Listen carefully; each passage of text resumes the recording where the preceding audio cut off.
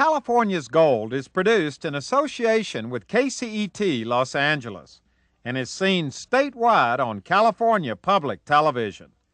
This series is endorsed by the California Teachers Association, the California School Boards Association, and the California Library Association. Well, hello everybody, I'm Huell Hauser, and this is going to be a real adventure. We are standing here. It's a beautiful sunny morning here in Rancho Mirage, and we're standing here right on Frank Sinatra Drive, which is very appropriately named. Why is that, Gary? Because we're at the home of Frank Sinatra. That's what right. Was the home? This is Frank Sinatra's house right here. And Gary, you're from the Palm Springs Desert Resorts Convention and Visitors Bureau. I know, a big mouthful. But you're here to kind of set the stage for this whole Sinatra adventure we're getting ready to go on. Sinatra is hot here in Palm Springs and Rancho Mirage, isn't it? Well, certainly Frank Sinatra was a larger-than-life figure all over the world, but this is really where he called home. You know, New York kind of takes credit for him. A lot of other cities, Hoboken, New Jersey, take credit for him, but this is really where he wanted to be. This home, he lived in for well over 40 years, and it's really where he came to relax, where he played with all of his friends, and a who's who of Hollywood spent a lot of time behind these gates. But the whole Sinatra mystique in this whole desert area, people come here now to kind of take the Sinatra tour, don't they? The whole retro craze, particularly as it pertains to Palm Springs, is so big right now, and everyone really wants to try to capture an essence of what it was like during the Sinatra heyday. We get a lot of requests for people who want to dine at Frank's favorite restaurants. They want to go and do the things that Frank did when he was here in the desert. We're getting people from all over the world who are flying in just to trace Frank's footsteps. And of course, Frank rests here permanently at the cemetery, and they go and they pay homage to him there as well. Well, Louie and I have made a request. We drove up from Los Angeles today because we wanted to visit Sinatra's home, and that's easier said than done, isn't it? This is a private home. It is not open to visitors.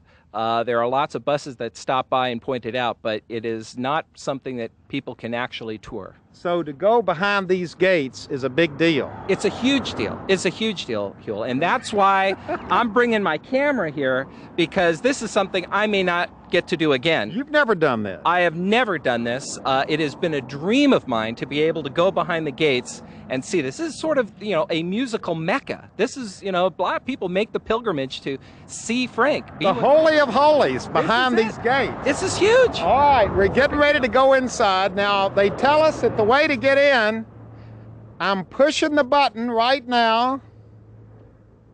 I'm pushing the button right now.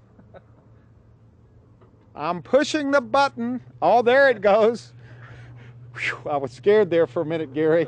Thought our plans had fallen through. The gate has opened, and here we are inside the compound. Welcome. Good morning. Good morning, and welcome to you to Frank's Place. Your name is? I'm Elaine Merrill, and I have the pleasure of managing Frank's Place. Now, when you say managing Frank's Place, what do you mean?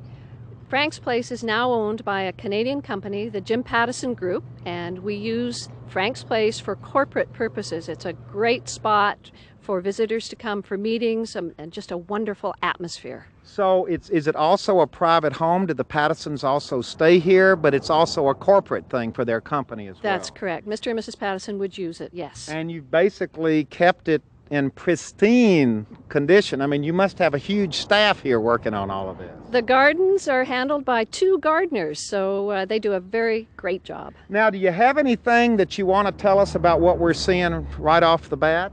Well, just in front, behind me, is a bronze horse that was in fact a gift from Robert Schuller to Mr. Sinatra, and it's one of only 4. So a very special item in our garden, and in fact on the spot of the old helicopter pad. So a very interesting spot for our entrance garden. So there used to be a helicopter pad right here. That's correct. Mr. Sinatra's guests would arrive that way. You were not here when Sinatra lived here, were you? No, I'm new. I'm just here from August. So you hear all of these Sinatra stories, don't you? That's correct. That's correct. Well, thank you for meeting us here.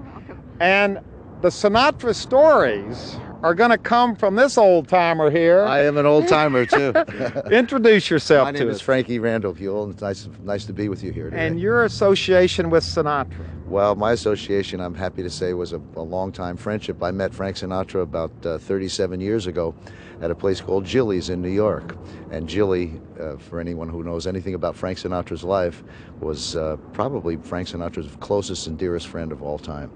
And you stuck with Sinatra all these years. Yes, I did. He was a wonderful man. We had some wonderful times here at this home, and it's a very interesting place. Now, you're an entertainer. Yes, I am. I sing, and I'm originally a jazz piano player, a classical piano player, jazz piano player. And your working relationship with Sinatra? Well, I used to travel sometimes with him. I was a corporate vice president for Bally's Casinos and Hotels for a long while, and prior to that for Golden Nugget.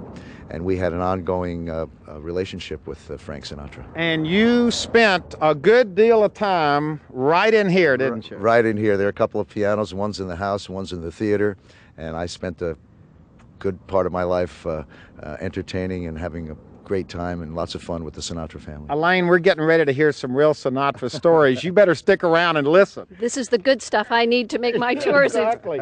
Well, let's start the tour because this is amazing. Tell us about this area right out here. Well, as Elaine mentioned, this used to be a helicopter pad and then eventually became a beautiful garden like this. And who would come in by helicopter? Well, Frank or his guest? Or Frank or his guest in the time that it was a helicopter pad. He used to use it just to go back and forth to the airport or just as a convenience for himself. Was this a real private compound? I mean, was it gated and guarded? Was it a big deal to get inside those gates? Real big deal to get inside these gates. It was guarded, as you can well see. That's a guardhouse right behind us. And, so he had 24-hour security guards here? Yes, he did. And despite the fact that he felt very safe here in Palm Springs, he lived here for so many years, he still needed the necessary security that a star of his nature would take. Now, just walking down here, I'm not sure what all of this stuff is. This is a huge place. Well, this is a little room that's off the kitchen. The kitchen is right behind that. Oh, look at just the mat. The house I live in, yeah. And he used to have his birds, and the dogs used to be out in here. And here you've got a laundry room right here. They're the two gardeners. Howdy, guys. They're the boys that take care of the place. Boy, they work hard around here. The place looks great. Thank you. Looks very good. Boy, they are beautiful. Look at these. Isn't this gorgeous? This is just amazing. It's just beautiful.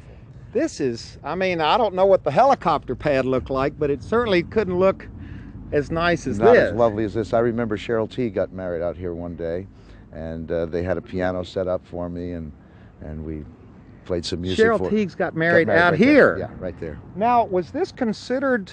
Well, this is kind of still in the outer part of the compound. Yes, though, this isn't is where when he wanted to go off on his own and play with the train sets, as you'll see, it's just magnificent. The train set. Oh, there are. When you say train set, wait a minute. This is a brown caboose. This is a caboose that was given to him by some friends and employees, and in there is a room that he used to get his massages in, and there's a barber chair in there for his haircuts and things. Yeah. So this was Frank's barbershop and masseuse table in there. Just a little body maintenance room of and sorts. Look at this little house. Isn't Now this this is great. What was this? This is all trains inside, as you'll well see. Once you open that door, it's just train set all the way around the room. Trains. Yes, and there's little rooms that are off to the side that display some real collector's items. I hear some trains. I hear trains. Gary, you and Elaine better come on. You're going to miss the train stories. Oh no, this is amazing. Look at this. Come on in. Is this not magnificent? Oh my gosh. It's unbelievable. Look at this is serious train stuff here. Train collector, yes. Now, what's the story here? When did Frank become so infatuated with trains? I think he was always infatuated with trains, quite frankly. He just was fascinated by all of this. And if memory serves me correctly, during the time that I was vice president of the casinos and hotels, I believe we gave him for his birthday, it might have been his 75th birthday, I think we gave him that train set up there. This, look, Louis, up here, this train set right up here, it's hanging down. You gave him that for his 75th? Not me personally. It was either the Golden Nugget or Bally's, I'm not sure, but I know we gave him a couple of collector's items, because what else do you buy Frank Sinatra?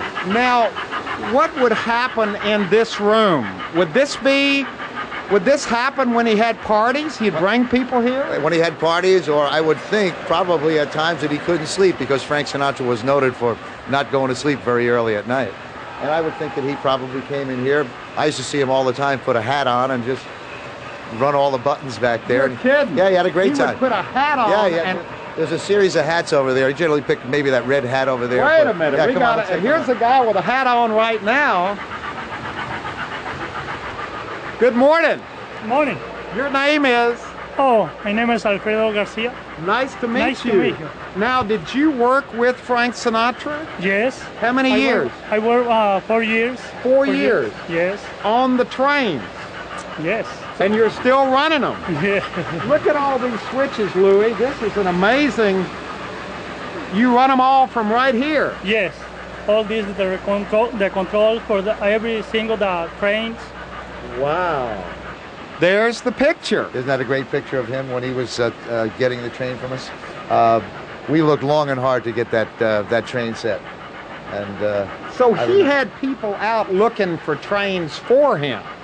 In addition to looking for them himself, yes, but because he was so recognizable, he had a staff person who would go to acquire different pieces of train for his collection. Do you have inquiries from train buffs about this collection? I mean, because the collection must be known. It must be... Actually, the train collection is quite nicely profiled in this issue of Classic Toy Trains. Really? Yes. The Sinatra collection. The Sinatra collection is that well known. Wow. it's magnificent. These are priceless items in here. And somehow or another, the idea of Sinatra standing here wearing a hat and operating the trains it's a wonderful image that it conjures up. And his eyes would light up. You know, he had a way of smiling, and he could just light a room up. But he would have a great time in here. Well, you're carrying on the tradition and doing a good job of it. Oh, thank you. Thanks for coming in and turning Frank's trains on for us today. Does he still come out here a lot and operate the trains? Alfredo actually maintains the trains and the tracks for us, so yes. Keeping them in Good complete running order. working order. A lot of work, Oh, yes. A lot of work. but a lot of fun. Yes. So Sinatra had trains, he had helicopters, He had airplanes. planes, cars, boats. I'm sure he had boats. He had boats. And he had these toys. As a matter of fact, this was his motto right here. He who dies with the most toys wins. From one plaque to another. Elaine, you pointed out this plaque that's on the caboose out here. The caboose was given to Mr. S., as he was called by the staff, and it was in appreciation of all that he did for them, and it says, Mr. Sinatra, strength, kindness, and integrity, 1971, and all the staff names are listed. So They felt a lot for this man. There's a lot about the private man we don't know, isn't there? Well, he had a great relationship with his staff. Yeah. That's significant that that's there. With his staff and with his friends would do anything for him, needless to say. Yeah. And walking through these grounds, it feels so good to be back here again. All kinds of things come to mind. As we walk down this little corridor here, to the right, Roland, his cook, used to live right in here. Right here. Right here. And look at this.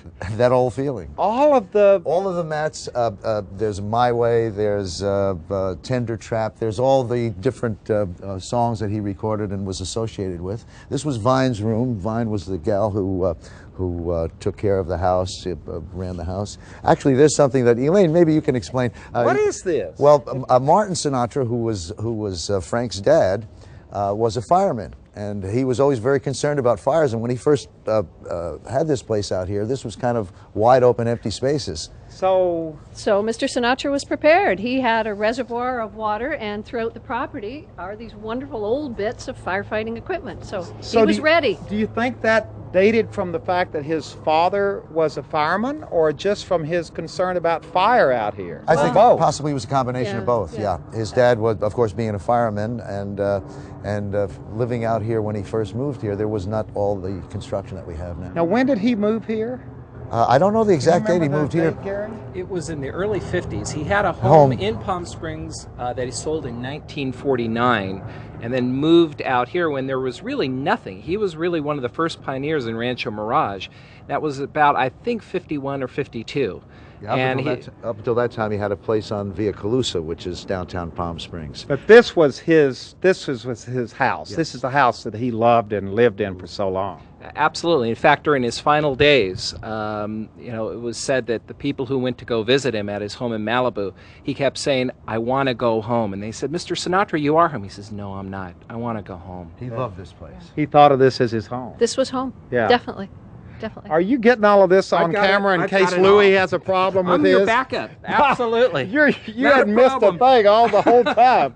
Okay, so, well, there's another one. Come fly with me. There it is. Yep. So, do you think, would he come up with the idea to do something like this? I don't know. I would think that it was certainly part of his idea, whether it was in fact his or suggested to him. Look at this, Barbara and Blue Eyes. Yep.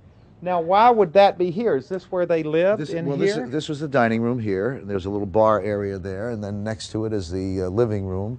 So this was kind of like a focal point for parties. And I remember, I'm not proud of the fact that I smoke, but I still do smoke. And he and I used to come out here and have a cigarette, and he'd look up at the palm trees and the stars and the moon, and just thank God for all this magnificence. So Barbara wouldn't let him smoke in the house. Well, she let him do anything he wanted to do, but I think out of consideration he went outside. I can't imagine anybody ever telling Sinatra, get out of the house if you want to smoke.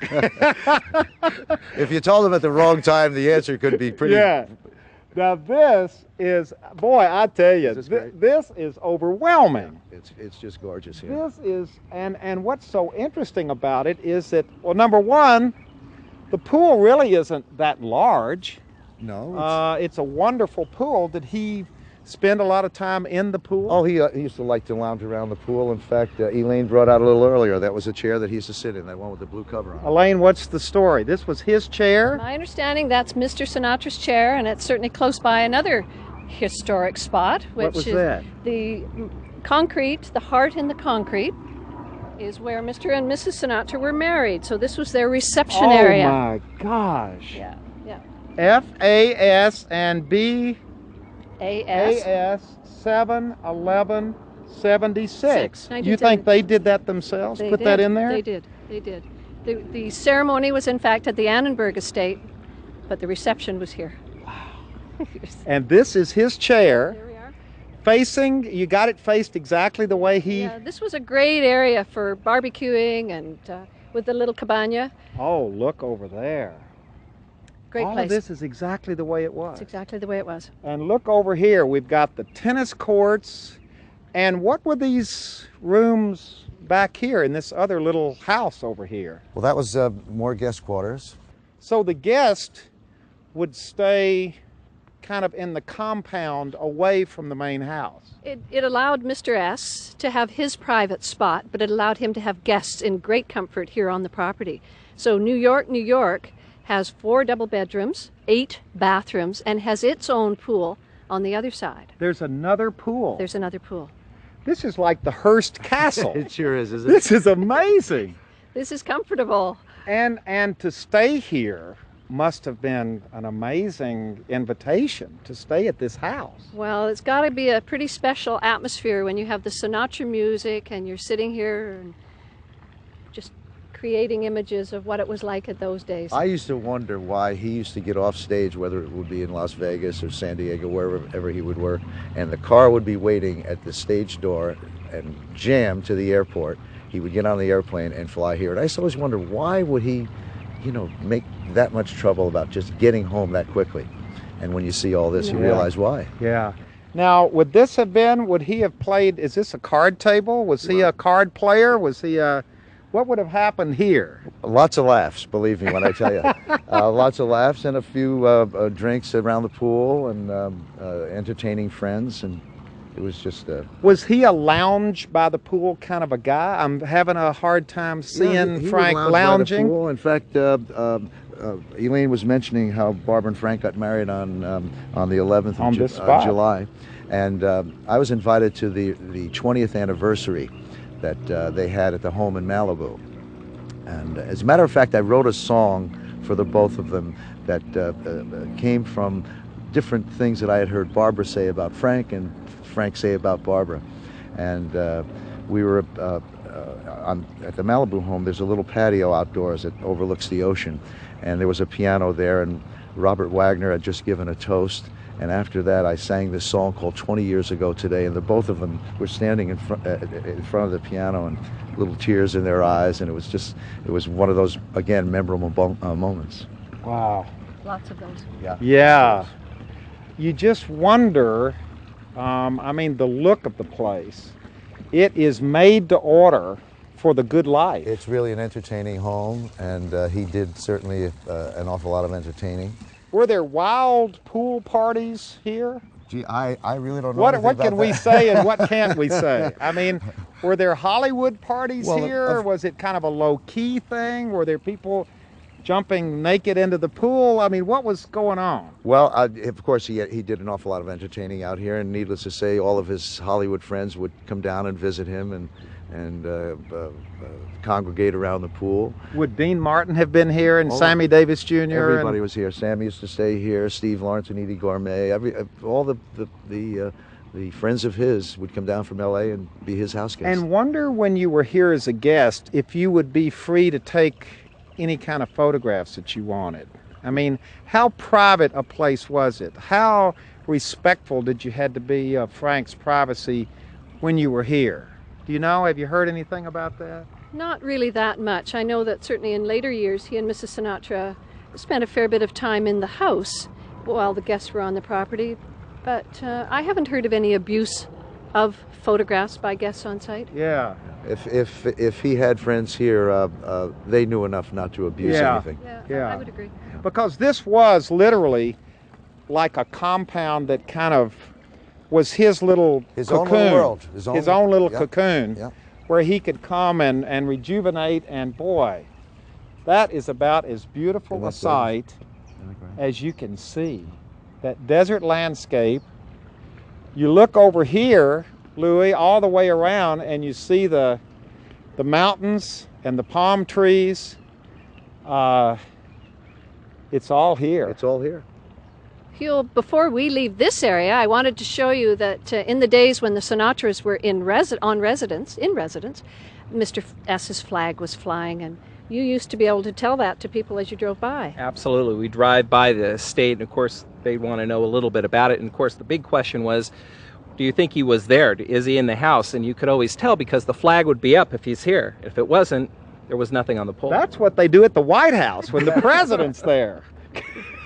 Mr. S did the same thing. Maybe Mr. S started that tradition and the president followed. Picked it up. But the deal is when the president's in residence at the White House, the flag's up. Same thing here. Boy, this is pretty. I'm just sorry I was never here when they were here. Gosh, I can't even imagine. It was wonderful. This house would just come to life when he was here. And it was a home, wasn't it? Yes, it was not a show place. I mean, it's a beautiful place, but this isn't, how do I put it? It's not luxurious in the sense of being overdone. It's was very simple and comfortable. Comfortable for him. That's exactly what it was. It was comfortable for him. I guess when you reach that status, you don't need to show off, do you? You don't need that. Actually, this is showing off pretty good, I would think. No, it is yeah, for I know us. what you're saying. But in the scheme of things, there are definitely bigger, more expensive, fancier houses out here than this one. Right, Gary? Oh, absolutely. They're huge palatial mansions, overdone, very ornate. This is very simple, but of course, it's designed to put you in a very relaxed state of mind. If he wanted ornate, he could go any place in the world and get that. Yeah. Okay, let's go through here because really we've actually saved what could be the best for the last. What's inside this room is truly amazing. We've taken a peek in here already, and this room has Mr. S. You can feel his presence inside this room. Now, Huell, this was the theater.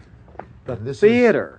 This is the place that we had all that late night fun. After the movie, we'd go to the bar here. And, oh boy, we're finally getting some good Sinatra stories. Getting to the bar here, and then wind up at the piano, and Frank would walk around with a drink and hum along with me. And well, I can tell there's a lot in here. Elaine, you've got a few things to point out to us right away. Well, if the walls could talk, but since they can't, this was a room that had a lot of good times in it, which Frankie has mentioned. But it also had some memorabilia, and Frank Sinatra loved to paint. And above the fireplace is his first oil painting. So Sinatra, look at this. F. Sinatra, and what is that? Is that 82. 82 is when he started painting. He started painting and actually loved it. It was a way of his time, his private time, and actually has a studio here on the property. So he would paint here in Rancho Mirage. He would paint here in Rancho Mirage, and in the theater we have two of his original paintings. Oh my gosh. Now how would you describe this? What kind of who's an artiste? Who can describe what this was? Do we know anything about it? I can't tell you anything about it. Well, I'm not going to say anything bad about it. Sinatra, 88. 88.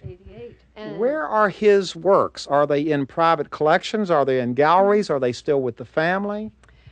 In a lot of the places you've just mentioned, we have a lot on site in the main house, and also a number of paintings have been donated to local charities and used at auction. So he benefited the area by his work. Actually, Huell, this is one of his paintings right here. They made a limited edition of ties, of Frank Sinatra ties, and this, as you can see right back here, says Frank Sinatra. Yeah, I have quite a few of these because I just had to have them. But they're wonderful. They're beautiful ties and very well done. But they're actually just duplicates of a painting. I'm just finding out all of this stuff that Sinatra did. Yeah. This man had a lot of talents. Creative talents. Creative talents. And a lot of them took place here in the desert. That's right. That's this right. place kind of got his juices going out here. Yeah, the people here, I really think that this is real Sinatraville here, and still is to this very day. There's a good marketing, Sinatraville. So we'll just rename it. Sinatraville. Wonder what the people of Rancho Mirage would say about that. I don't know. Love it. Well, we're on Frank Sinatra Drive. Yeah. That's the first step toward naming it Sinatraville. Well, let's talk a little bit about this, well, Frankie. Now listen, Elaine. We're going to hear some inside stories here. After the movie, we generally wind up around this bar, and sometimes Frank would get behind it, or certainly he had people that manned the bar. But Sinatra would mix the drinks himself sometimes. Lots of times he'd come back here and say, "What do you want? Let's." And what was his drink of choice? Well, he had at various times it was different drinks. Sometimes it was a Budweiser beer, and sometimes out of it the was bottle or Jack out of Daniels. And if he was thirsty enough anyway, he could get it. You know. And I'm just noticing these boxing gloves. Well, you'll with notice a shot of Sinatra wearing the gloves in the middle. I don't know that much about that particular little arrangement up there, but he was a fighter at one time. I think so. I think when he was a kid, just like all of us, you know, you go into the police athletic league or. Are you putting this together here, or was this all here as it was? I mean, is that memorabilia that you've acquired? No, I believe that was here. That really? Was here. Yeah, I remember it as being here. Yeah. And here's a great picture of the Rat Pack right there, up on the wall. Oh, here's a picture of Sinatra and Dean mixing drinks. I believe that was on stage. At one point, they would have a cart rolled out on stage when they were performing, and they'd just fix the drinks right on stage. Well, you kind of get in the spirit of things down here. Isn't that great? I don't see any Jack. Well, I'm sure there's some Jack Daniels right back. behind you. Right behind you. There it is, Jack Daniels. Yeah, that was Black Label. That was his favorite. I know he wouldn't drink the green label. It had to be the black label, the good stuff.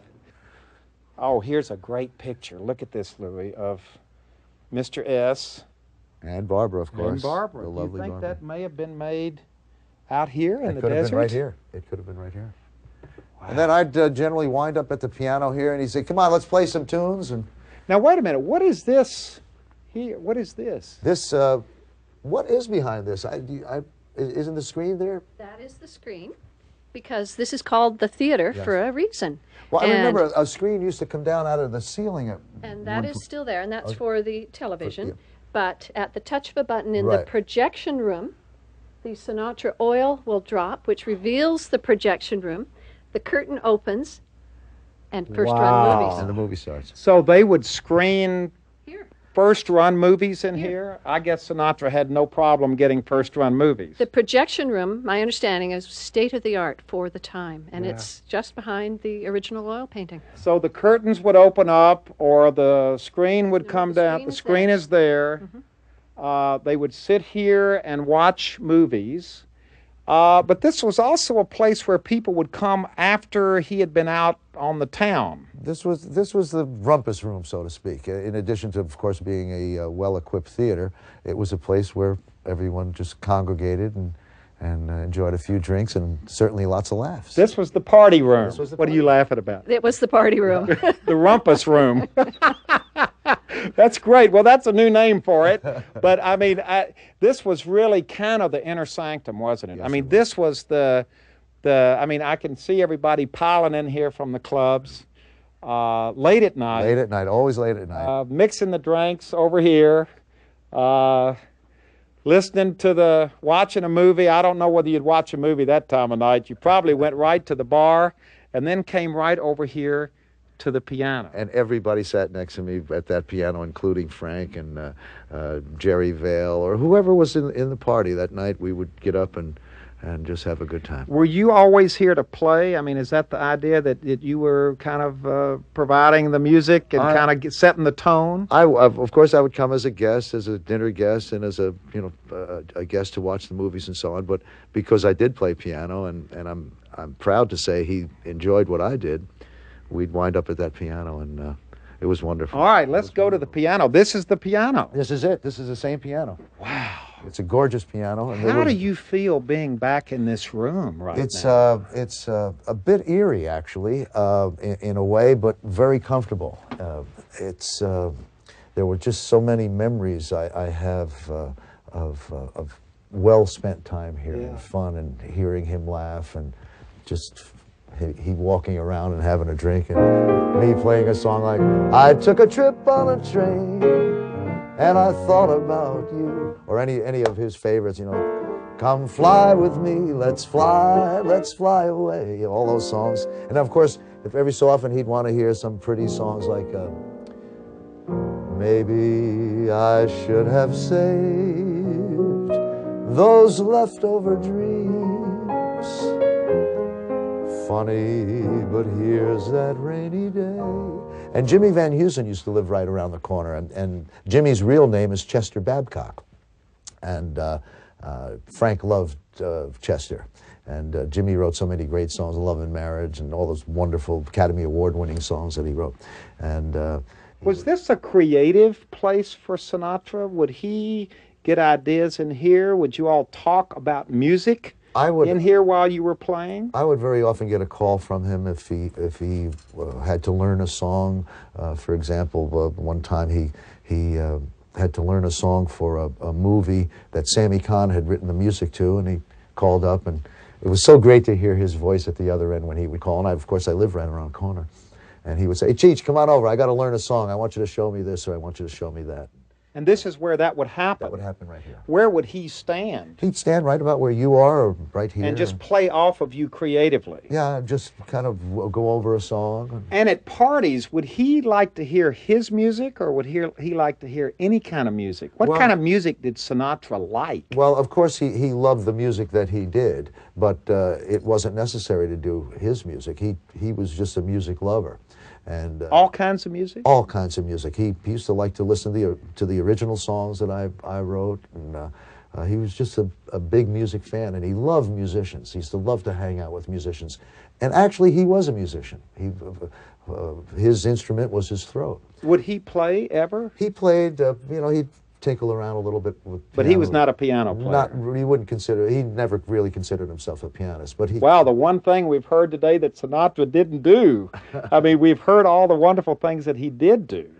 But he played a lot off of you in these creative moments. You know, he had some great piano players that were. Bill Miller is one of the finest piano players who did that. You know, the Set 'em Up Joes, and he had some wonderful musicians that he took with him on the road. And a lot of those musicians, if we could probably list the people who have been at this piano bench. The best. The best. The absolute best of all time.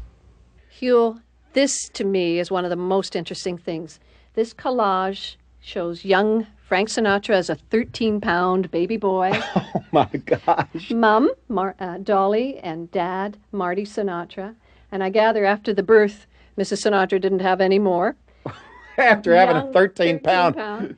Young Sinatra, basically his school days and his early days. And this wonderful collage, which has such a story, by Fred Waring, 1984. Wow. Yes, and another one so behind us. So that was probably presented to Sinatra as a gift from Fred Waring. It may certainly have been. I don't have the story on that. And this wonderful collage over here has everything. There's a picture of Sinatra with John Kennedy, all of the, with Kissinger, Dean Martin, the Princess Grace of Monaco. And Rainier, yes. Boy, yes. the Reagans, Sammy Davis. Count Basie. Count Basie. Wow. Yeah, just a great presentation on the man's life. How did these pictures, Frankie, how did these pictures get here? Who chose who put the pictures and what pictures they were? I would think that Frank himself had an awful lot of input, but it seems to me that Barbara would have gotten involved in just the placement of them and so on. Because we have a whole wall over here. This kind of seems to have to do with his movie career, more or less. Yeah. Well, there's so much to see. Look at this. This is very interesting. The How about all phone those system. telephones, yeah? Here's the phone system right here, and here is the directory to the phone that still has the extension for Mrs. S's dressing room, for Mr. S's dressing room, for the living room, for the den bar, for the caboose, for the theater, for the train room. You turned it over and there's New York extensions. Oh, his New York extensions as well. Instructions to operate the movie screen, the projector, the VCR, and there is a buzzer here for the kitchen. Isn't that great? Yeah, Did you have food brought in? Oh, yeah. Roland would prepare food, and Vine or one of the people would bring it into us, yeah. Wow, look at this. And it was great, you know, because all during the seasons, like, for example, at Christmas time, there would be matches all around that would say Noel, Babs and Barbara and Blue Eyes, or Mr. Mrs. Now, be honest, did you ever just take one of those as a souvenir? I mean, it had to be something. Oh, absolutely. I have the Noel matches and the Mr. and Mrs. matches. Yeah, it's just, you had to take some. In fact, I even have a pack of gum, if you can believe it, of his well, how would you know it was his? Well, because he took it out of his pocket. We both took a piece of gum, and he says, "Here," he says, "take it with you." And I put it in my pocket, and I still have it. Oh my gosh! Yeah. You know, this is amazing, Elaine, that you've kept all of this exactly. It's really like time has stood still here. It's a goal. It's a goal. We want it that way. We'll just make it better. We're not going to take anything away. That's Sinatra. Now this, I'm just spotting this. Thank you for not smoking. That sign was not here. That sign was definitely not That here. has been added by the new owner. I must admit, yes. So this room would have probably been filled with smoke. Well, you know, Barbara was meticulous about not having too much smoke in the room, so that generally those sliders would be open or the door would be open. And for the most part, Frank was courteous enough to say, "Come on, let's go outside, guys, and have a cigarette." Yeah. I'm just looking over here, more pictures in this room. Take a walk in through there. What is in here, Frankie? Well, I haven't been in here in a while, but there's... Oh, this is the bathroom. Yeah, it's a bathroom, but it's just, again, so many pictures of recording sessions, and wow. Here he is being received in some sort of a parade. There are even pictures in the actual bathroom itself over here. Yeah. Wow, it was an experience just coming in the bathroom Well, sure, here. you could spend a half hour here just looking at pictures. Wow, these are great. Here he is with Dean and some of the pictures they made. Yeah. Shirley MacLaine. It's like a museum. It is. It's in fantastic. here. It's wonderful. Well, this is about as much fun as I think we've ever had. Gary has shot 4 hours worth of home movies here. You got it all. It's amazing, Hugh. I got to tell you, this is a magical experience. This is one everyone's going to sit through. So many years driving by, wondering what is going on the other side of that gate. The gate right over here that we were kind enough to finally get on the other side of.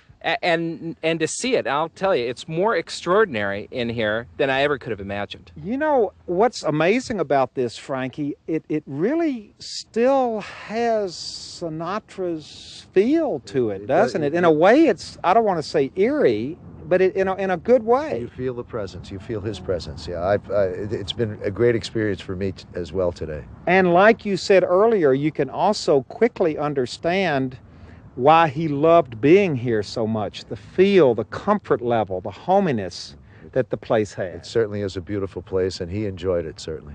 Well, we enjoyed it today. Thank you very much for... You're welcome. It's our pleasure. This is, I mean, this is beyond our wildest dreams to be allowed to come in here. We're going to be showing this on KCET. Gary will be selling these home movies at every AM PM market in Southern California. This is hot footage. Yeah, I know. I don't know whether he's allowed. Special. I don't know Not whether many he's allowed to people do that or not. I agree. But look at this. I mean, this is about as beautiful as it gets. I mean, this beautiful day, the mountains, the palm trees, the sunshine. This was what it was all about for Sinatra. This was home. This was special. Yeah. Well, as we leave, there's something else right at the end that you want us to do for you. Yeah.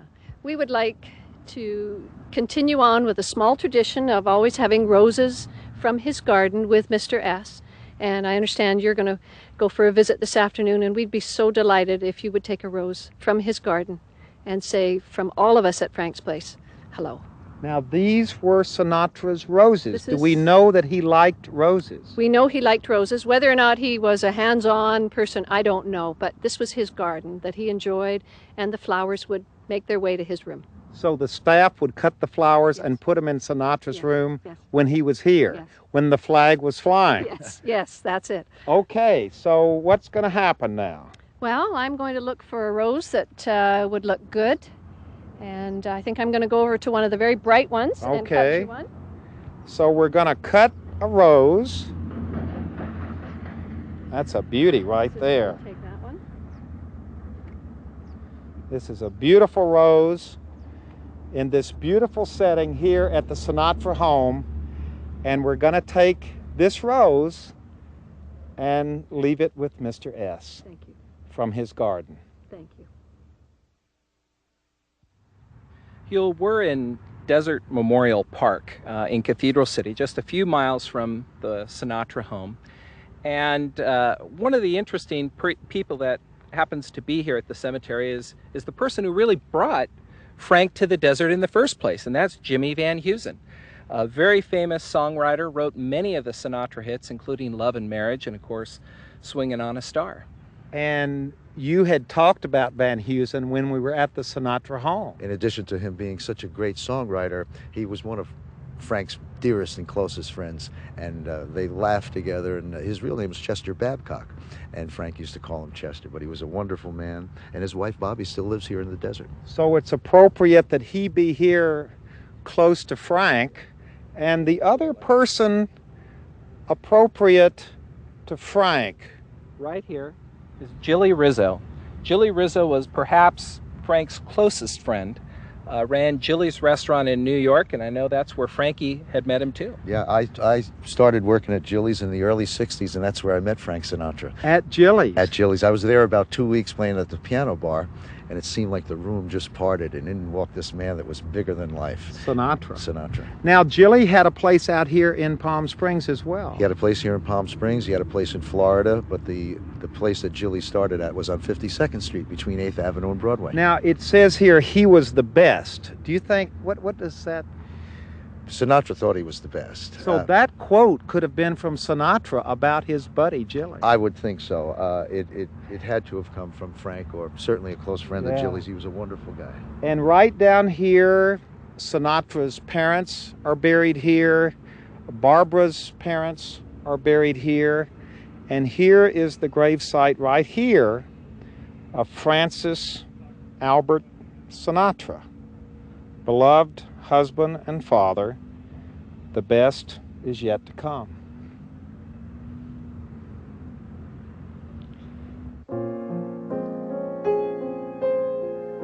I can't believe that it's all over. I can't believe that it's goodbye. The thought of life without you makes me want to cry.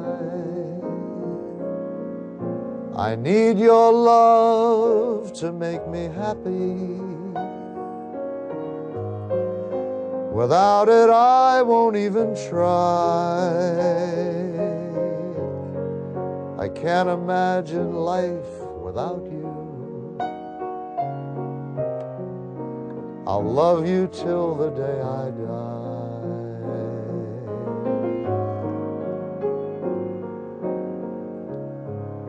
The first time that I saw you,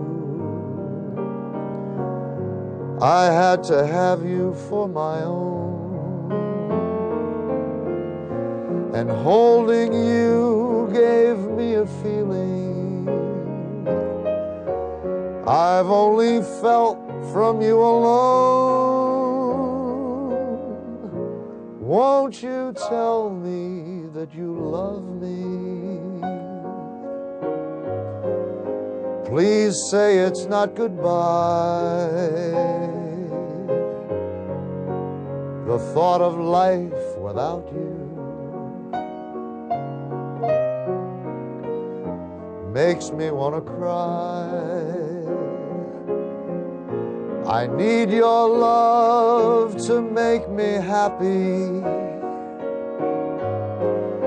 Without it, I won't even try.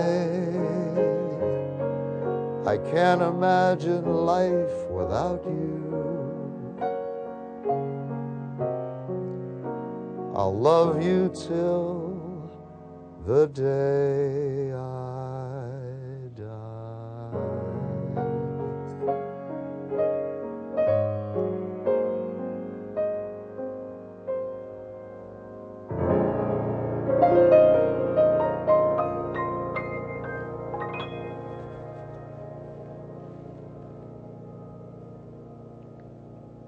Palm Canyon Drive is the main drag in Palm Springs. Has been since the early days.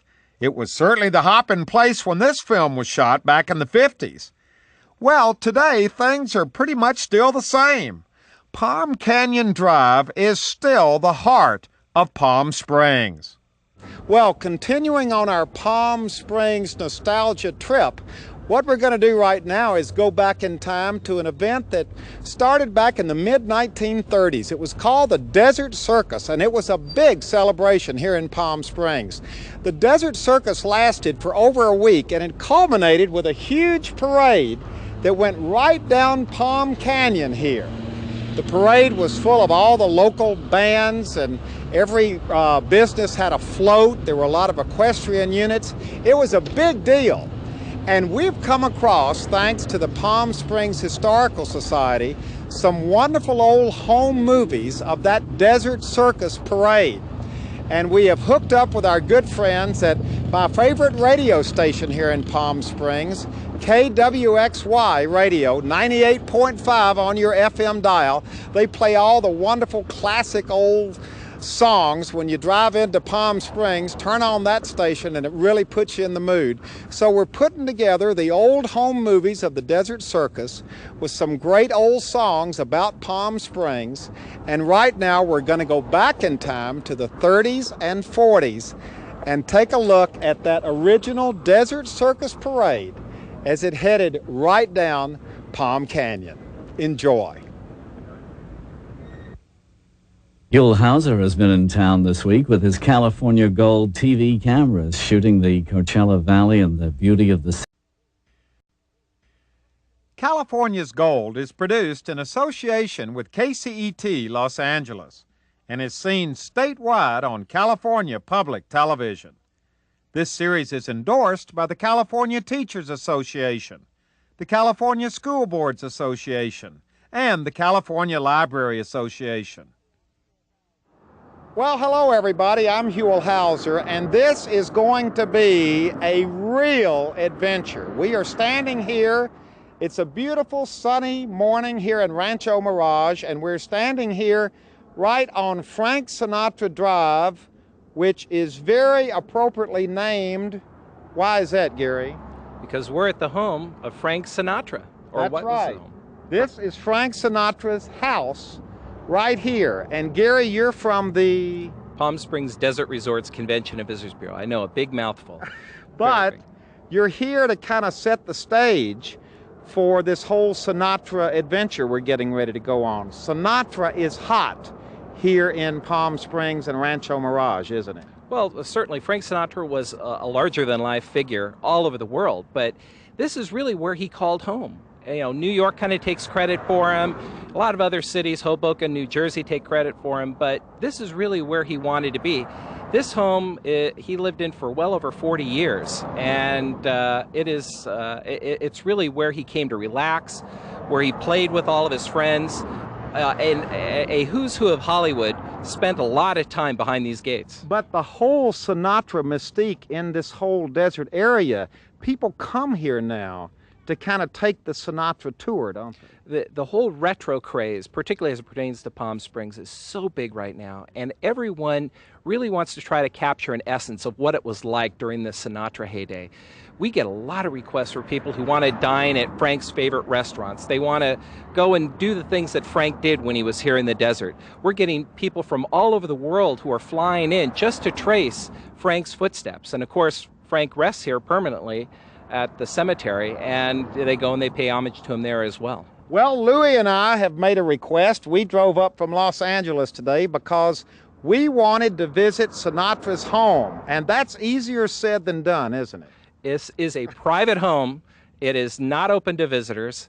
There are lots of buses that stop by and point it out, but it is not something that people can actually tour. So to go by WXY with Dean Martin and the story of Palm Springs in Texas, a record he made especially for the Palm Springs Chamber of Commerce. We're KWXY, and we've been serving you for 36 years. Nobody does it better.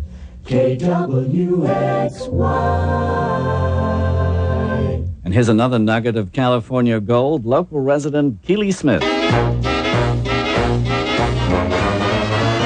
Gotta get my luggage packed, leaving town and won't be back. Jump, jive, dance and swing, everybody's jumping down in Palm Springs. If you have a buck or two, tell you what you gotta do. Go watch the yuppies swing, everybody's jumping down in Palm Springs. While the snow is falling on the mountaintop, hear the music calling, boy it never stops. If you want to dance and song, come on down where you belong. If you want to have a fling, everybody's jumping down in Palm Springs.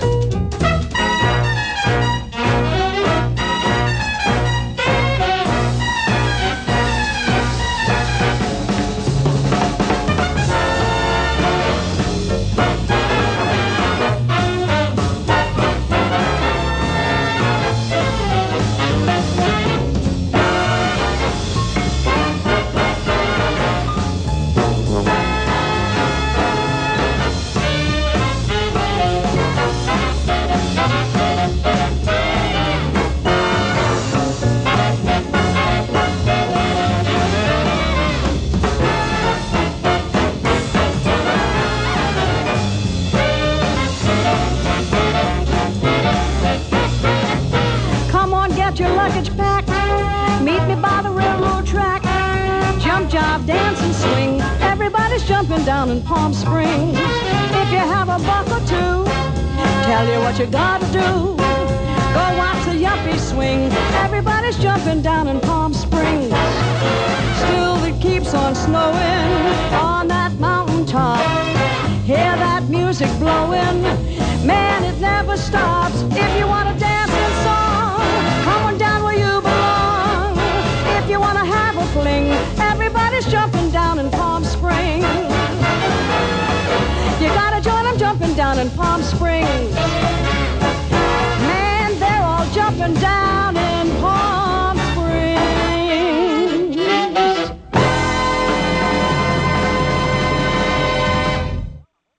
Well, hello, everybody. I'm Huell Hauser, and I sure hope you enjoyed our visit to Frank Sinatra's house and all those wonderful old home movies of Palm Springs. If you'd like to see it again, share it with family or friends, or keep a copy for your home library. It's available on video cassette and on DVD. And we have a special DVD containing not only this program, but 11 hours of additional programs, all of it about Palm Springs. It's a Palm Springs extravaganza, and it's also available on a very special DVD. All you have to do is call 1-800-266-5727, and we'll be glad to send it to you right away.